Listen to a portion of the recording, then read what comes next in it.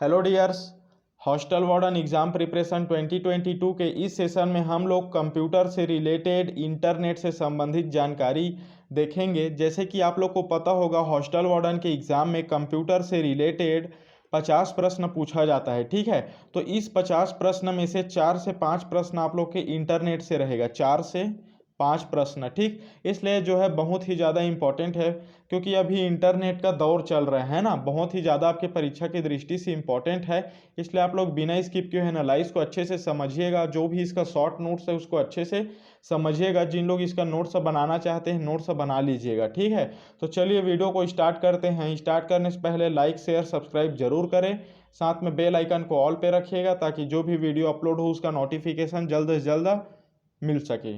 तो देखिए, इंटरनेट के बारे में हम लोग जानते हैं, तो वास्तव में इंटरनेट क्या है। तो देखिए, इंटरनेट पहले इसके बारे में जान लीजिए। तो इंटरनेट को 1950 में विंडोज उर्फ ने शुरू किया था। किसने? विंडोज उर्फ ने 1950 में शुरू किया था, इसलिए इनको इंटरनेट के पिता के नाम से जाना जाता है। ठीक, कई जगह आप लोग को आंकड़ा में मिलेगा 1943। ठीक है, तो ये एक तौर पे इसको नहीं माना जा सकता, क्योंकि अधिकतर बुक वगैरह में 1950 ही दिया है ना।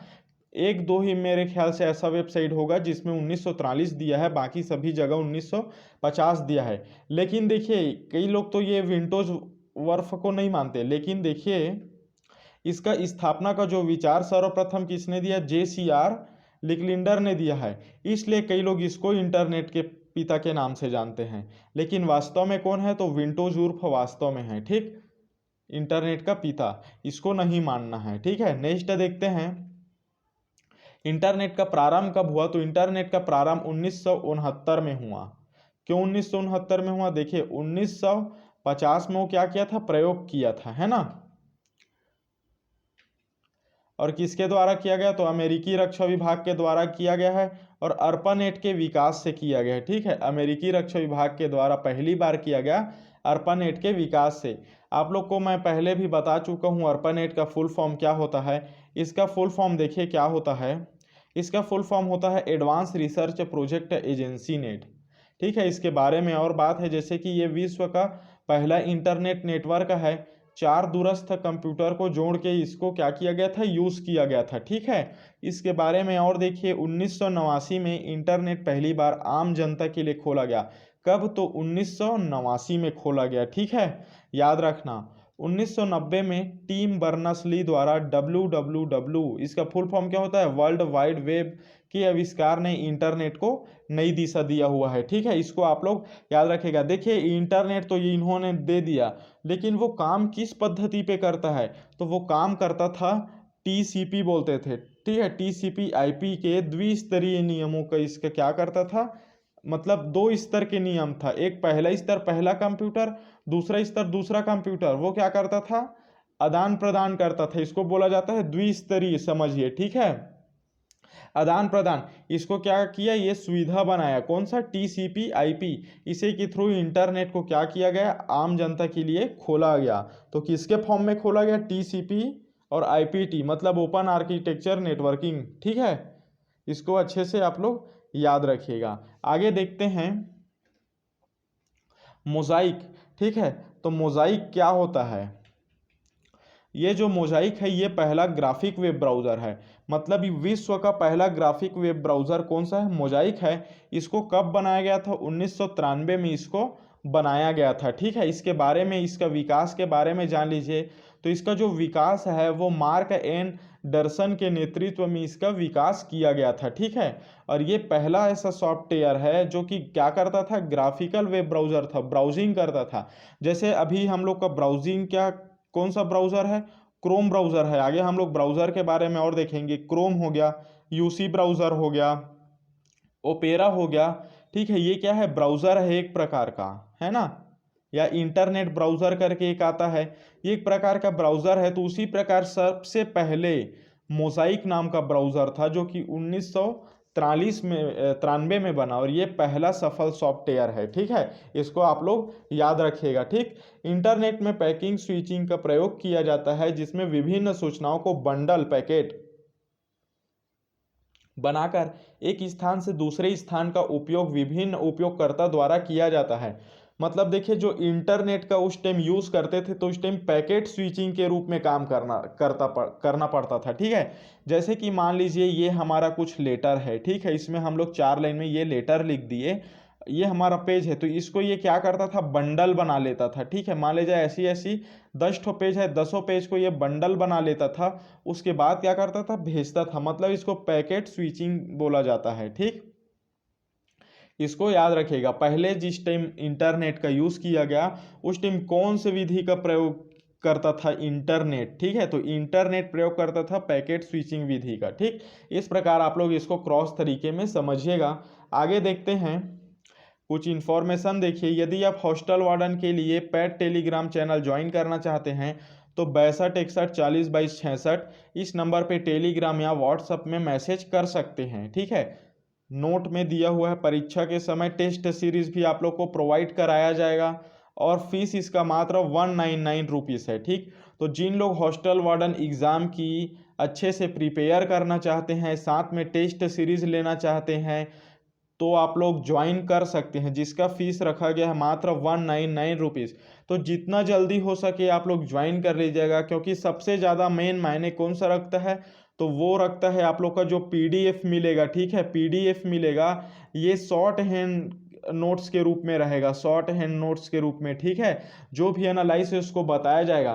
तो देखिए जो टेस्ट सीरीज है ये आप लोग तभी बना पाएंगे जब शॉर्ट हैंड नोट सीरीज को अच्छे से आप लोग पढ़ पाएंगे। तो आप लोग, कई लोग सोच रहे होंगे बाद में ज्वाइन करके टेस्ट सीरीज का ही यूज़ करें, तो ऐसा नहीं है, आप लोग शॉर्ट हैंड नोट्स का ही फायदा भी ले सकते हैं, ठीक है। तो चलिए देखते हैं इसके आगे। भारत में इंटरनेट का आगमन, इससे रिलेटेड क्या क्या फैक्ट है वो देखते हैं। तो सर्वप्रथम 80 के दशक में इंटरनेट का आरंभ अर्नेट के द्वारा माध्यम से 5 संस्थानों को जोड़ा गया। देखिए पहले 4 संस्थानों को जोड़ा गया था अर्पानेट के द्वारा ना, लेकिन इसमें क्या दिया हुआ है, अर्नेट के माध्यम से 5 संस्थान को जोड़ा गया। तो अर्नेट तो आप लोग को पता होगा, कई बार मैं इसका फुल फॉर्म का जिक्र करता हूँ, ठीक है। एजुकेशन एंड रिसर्च नेटवर्क इसका फुल फॉर्म है, ठीक। आगे देखते हैं, बाद में एनआईसी द्वारा देश के सभी जिलों के मुख्यालय को जोड़ा गया। तो हम लोग पढ़ रहे हैं भारत में इंटरनेट का आगमन, तो 80 के दशक में इसका आगमन हुआ, 5 संस्थान को जोड़ के इसका रिसर्च किया गया, किसके द्वारा, अर्नेट के द्वारा। उसके बाद एनआईसी के द्वारा क्या किया गया, सभी जिलों के मुख्यालय को जोड़ दिया गया। और ध्यान दीजिए, जिस टाइम एनआईसी जोड़ रहा था, इस टाइम क्या करता था, केवल सरकारी मुख्यालय को, सरकारी ही चल रहा था, ठीक है। लेकिन देखिए ये इसका फुल फॉर्म है एनआईसी का, नेशनल इंफॉर्मेशन सेंटर, ठीक है। इसके बारे में देखिए, तो ये जो वर्तमान में अभी सरकारी तथा गैर सरकारी सेवाएं दे रहा है, मतलब देखिए वर्तमान में सरकारी में आ जाएगा, जैसे बीएसएनएल है, ठीक है, ये अपना सरकारी नेटवर्क का पहला है, ठीक। उसके बाद प्राइवेट नेटवर्क का जो आप लोग यूज़ करते हैं प्राइवेट व्हाट्सएप के लिए, जिसके लिए भी फेसबुक में हो गया, ठीक है। तो इसमें अब ये क्या कर दिया, दोनों को सेवाएं देने लग गया, कौन, तो एनआईसी, नेशनल इंफॉर्मेशन सेंटर, ठीक है। अब आम जनता के लिए 15 अगस्त 1995 को बीएसएनएल सेवा प्रारंभ किया गया। याद रखना ये बीएसएनएल नहीं है, बीएसएनएल है, ठीक है। कब किया गया, 15 अगस्त 1995 को आम जनता के लिए, और कहाँ के लिए, तो यह है भारत देश के लिए, ठीक है, भारत देश में। नेक्स्ट है इसका पॉइंट, 1999 में संचार सेवा को निजी सेवा के लिए खोल दिया गया। तो जो संचार सेवा है इसको निजी सेवा के लिए खोल देगा, मतलब 1999 से पहले, ठीक है। 80 के दशक में आया, मतलब कब आया, 80 के दशक में हम लोग बोल सकते हैं 1980 से 90 के बीच में आया है ना, इस टाइप का हम लोग बोल सकते हैं 80 का दशक। तो जो 1999 तक है उस तक जो संचार था वो केवल सरकारी ही था, सरकारी। अब उसको क्या कर दिया गया, निजी सेवा, मतलब प्राइवेट सेवा के लिए खोल दिया गया, ठीक। आगे देखिए, इंटरनेट का प्रदाता प्रमुख कैम कौन कौन सा है, मतलब उस टाइम इंटरनेट कौन कौन प्रोवाइड कराता था, तो इंडिया में बीएसएनएल हो गया, बीएसएनएल हो गया, मंतोरा ऑनलाइन, ठीक है, इसको बोला जाता है एमटीएल, ठीक है, एमटीएल, मंतोरा ऑनलाइन, ठीक। इसको याद रखिएगा। तो जिस टाइम इंटरनेट आया तो उस टाइम फर्स्ट टाइम में बीएसएनएल मंतूरा ऑनलाइन ये अपने को क्या कर रहा था, इंटरनेट प्रोवाइड करा रहा था, ठीक है। नेक्स्ट देखते हैं, देखिए ये तो हम लोग समझ गए, ये प्रोवाइड करा रहा था, है ना। लेकिन आप लोग को ये भी पता होना चाहिए कि पूरे विश्व में इंटरनेट को आखिर कंट्रोल करता कौन है। ठीक है, इंटरनेट तो चल रहा है, लेकिन इसके जो प्रणाली है इसको देख रेख कौन करता है ना।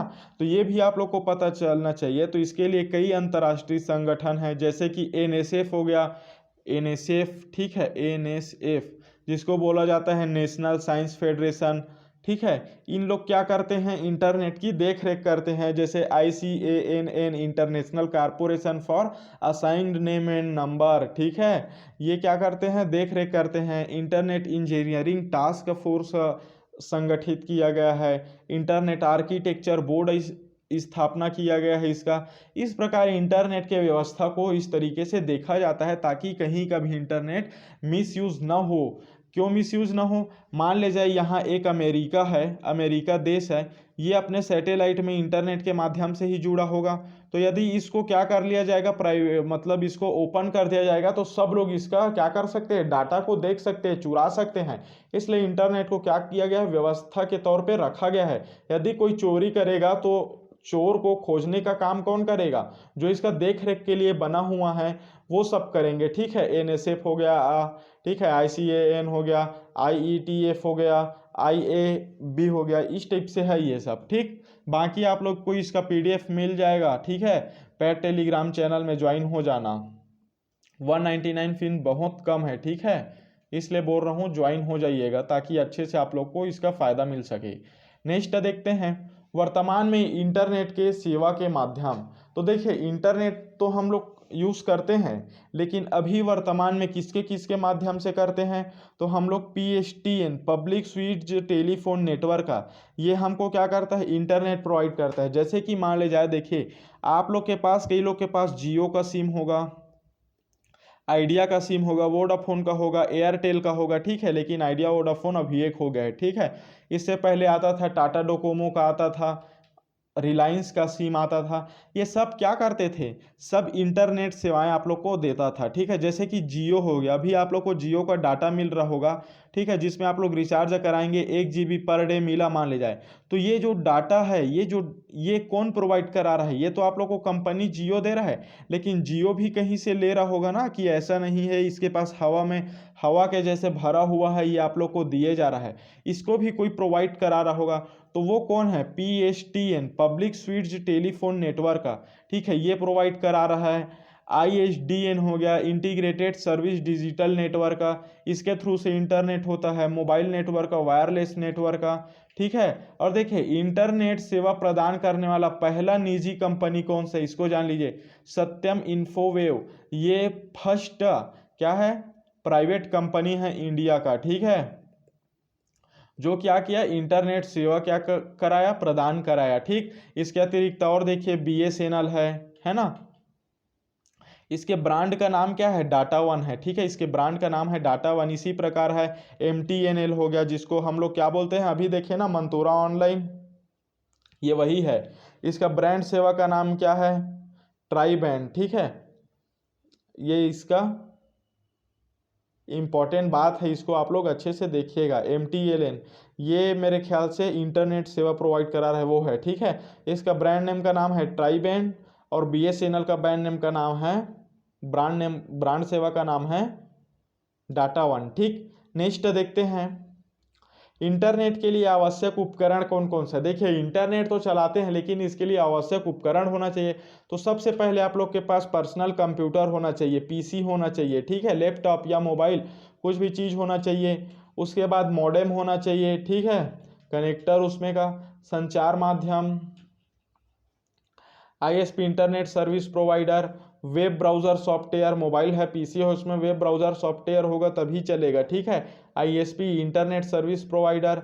ठीक है, इस प्रकार से होना चाहिए। अब देखते हैं इंटरनेट का उपलब्ध प्रमुख वेब ब्राउज़र, जो कि आपके परीक्षा की दृष्टि से बहुत ही ज़्यादा इंपॉर्टेंट है, याद रखिएगा, क्योंकि आप लोग को पूछा जाता है। जैसे कि एक बार पूछ दिया गया था यूट्यूब क्या है। ठीक है, यूट्यूब वेब ब्राउज़र है, सर्च इंजन है, सोशल मीडिया वेबसाइट है, कि फिर नॉर्मल वेबसाइट है, इस प्रकार का। ठीक, तो इसी प्रकार इसको याद रखिएगा। तो इंटरनेट एक्सप्लोरर एक प्रकार का वेब ब्राउज़र है, ठीक है, जो कि माइक्रोसॉफ्ट एज के है। मोजिला फायरफॉक्स है, सफारी हो गया, गूगल क्रोम हो गया। जैसे आप लोग अधिकतर किसका यूज़ करते हैं, अधिकतर हम लोग इंडिया के लोग गूगल का यूज़ करते हैं अधिकतर, ठीक है। उसी प्रकार यूसी ब्राउज़र हो गया, मैक्सटॉन हो गया, ओपेरा हो गया, ठीक है, ये सब किसका है, वेब ब्राउज़र है इंटरनेट का।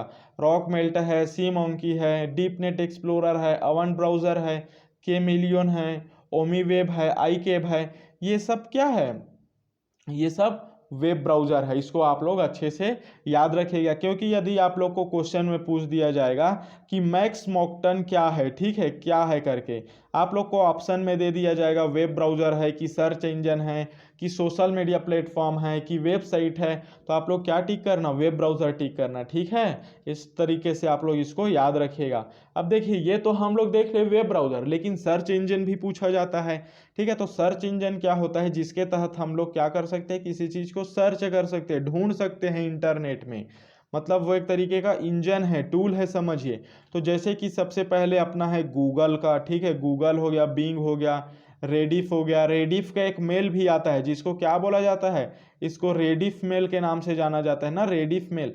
जैसे कि अभी मेरे को लिखना है तो competition*019@rediffmail.com रहेगा, ना कि gmail.com, ठीक है।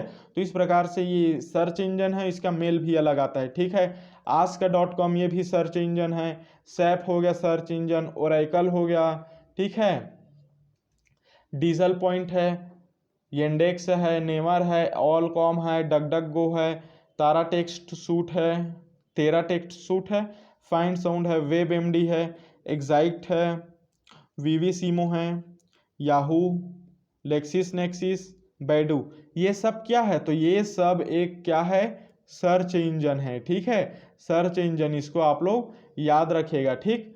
और देखिए, कई लोग क्या बोलते हैं कि guruji.com भी एक प्रकार का सर्च इंजन है। हाँ, तो ये भी एक प्रकार का सर्च इंजन ही है, ठीक है। उसी प्रकार naukri.com भी एक प्रकार का अपना सर्च इंजन ही है, ठीक है। लेकिन कई लोग क्या बोलते हैं कि यूट्यूब सर्च इंजन है, तो इसका भी जैसे कि पटवारी के एग्जाम में पूछा गया था, तो ये एक प्रकार का क्या है, सोशल मीडिया प्लेटफॉर्म है, ठीक है, जो कि क्या करता है, वीडियो शेयरिंग करता है ना, वीडियो शेयरिंग कर रहा है, ठीक। तो इस प्रकार इसको आप लोग याद रखिएगा। देखते हैं नेक्स्ट स्लाइड।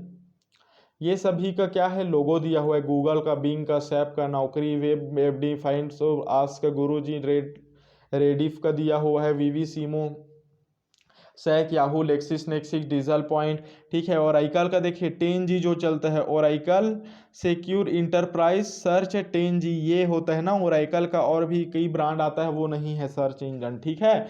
तो इसको आप लोग अच्छे से याद रखिएगा। ओपेरा मिनी का भी है, यूसी ब्राउज़र का है, वो सब है, ठीक है। इतना सारा लोगो बाकी काफ़ी समझने के लिए, ठीक।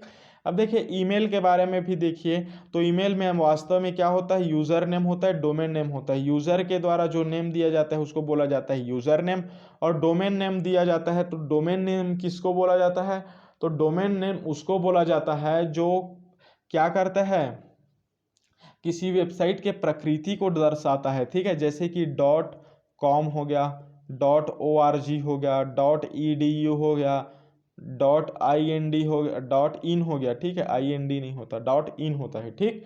तो ये सब क्या है, इसका डोमेन नेम है, ठीक है। इसका कुछ यूनिवर्सल नेम दिया रहता है, उसको बोला जाता है डोमेन नेम। और ईमेल में महत्वपूर्ण होता है टू, तो टू का जो सेक्शन रहता है उसमें हम लोग उसको ईमेल डालते हैं जिसको भेजा जा रहा है, ठीक है। CC का मतलब होता है कार्बन कॉपी, ये फाइल को क्या कॉपी कराने के लिए है। इसका मतलब होता है ब्लाइंड कार्बन कॉपी, मतलब यदि हम लोग किसी को कॉपी भेजे तो वो दिखे मत, इस टाइप का ब्लाइंड वाला है, ठीक है। उसके बाद सब्जेक्ट होता है कि उसका हम लोग सब्जेक्ट क्या डालेंगे, ये इसका मेन पॉइंट रहता है, ठीक है। और इसको ऑब्जेक्टिव के टाइप में पूछा जा सकता है, ठीक है, कि ईमेल के घटक कौन कौन से हैं। तो इसमें चारों को ऑप्शन में दे दिया जाएगा, कोई एक, केवल दो, केवल तीन, उपयुक्त सभी, इस टाइप से ऑप्शन में पूछा जाएगा, ठीक है। तो इसको आप लोग अच्छे से याद रखिएगा। आगे देखते हैं। ईमेल एड्रेस में स्पेस बार का उपयोग नहीं होता, याद रखना, स्पेस बार का यूज़ नहीं होता ईमेल एड्रेस में, ठीक है। ईमेल में ईमेल के रे टिमलिंसन जनक हैं, ठीक है। जो मतलब ईमेल को बनाया है इसका जनक कौन है, तो इसका जनक है रे टिमलिंसन, ठीक। इन्होंने @ का आविष्कार किया, मतलब जो @ जैसे कि देखिए कंपटीशन स्टार, ठीक है 019, यहाँ हम लोग लिख दिए @gmail.com, ठीक। तो इसमें जो है वो किसका को आविष्कारक कौन है, तो वो है रे टिमलिंसन, ठीक है। आगे देखते हैं, तो आगे कुछ नहीं है, बस लाइक शेयर और सब्सक्राइब करना है, ठीक है। तो ये वीडियो आप लोग को कैसा लगा, ठीक है, ये भी आप लोग कमेंट करके बताइएगा।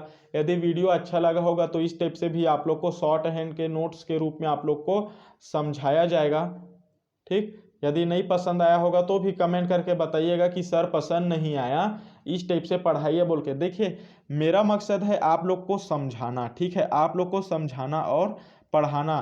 तो मैं समझाऊंगा और पढ़ाऊंगा वैसे जैसे कि आप लोग को समझ में आ जाए। तो आप लोग को कमेंट करके बताना चाहिए कि सर इस टाइप से पढ़ा रहे हो समझ नहीं आ रहा है, या सर इस टाइप से पढ़ाओ तो समझ में आएगा। इस टाइप से आप लोग कमेंट करके बता सकते हैं, ठीक है, या डायरेक्ट आप लोग कॉल करके भी बता सकते हैं, ठीक। तो मिलते हैं नेक्स्ट वीडियो में, बस इतना ही। बाकी लाइक शेयर और सब्सक्राइब जरूर कर देना, ठीक है।